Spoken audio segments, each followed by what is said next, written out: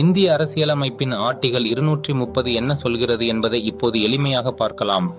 உயர் நீதிமன்றங்களின் அதிகார வரம்பை யூனியன் பிரதேசங்களுக்கு நீட்டித்தல். இந்த பிரிவு முக்கியமாக நாடாளுமன்றத்திற்கு பார்லிமெண்ட் உள்ள ஒரு அதிகாரத்தை பற்றி கூறுகிறது.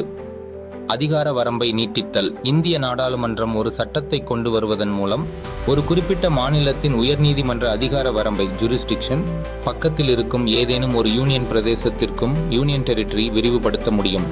உதாரணமாக, சென்னை உயர் நீதிமன்றத்தின் அதிகார வரம்பு தமிழ்நாடு மாநிலத்தோடு மட்டுமல்லாமல் புதுச்சேரி யூனியன் பிரதேசத்திற்கும் நீட்டிக்கப்பட்டுள்ளது.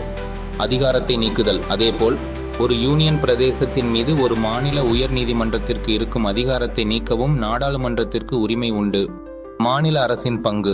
ஒரு மாநில உயர் நீதிமன்றம் ஒரு யூனியன் பிரதேசத்தின் வழக்குகளை கையாளும் போது அந்த உயர் நீதிமன்றத்தின் அதிகாரத்தை மாற்றவோ குறைக்கவோ அல்லது நீக்கவோ அந்த மாநில சட்டமன்றத்திற்கு ஸ்டேட் லெஜிஸ்லேச்சர் அதிகாரம் கிடையாது. நாடாளுமன்றம் மட்டுமே இது குறித்து முடிவெடுக்க முடியும்.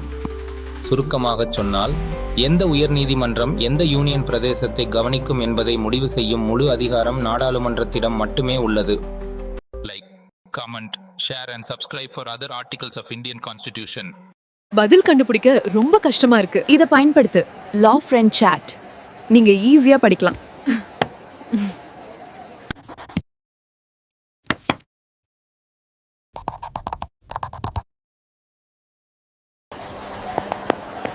சட்ட தேர்வுகளுக்கு படிக்க லா ஃப்ரெண்ட் சாட் பதிவிறக்குங்க.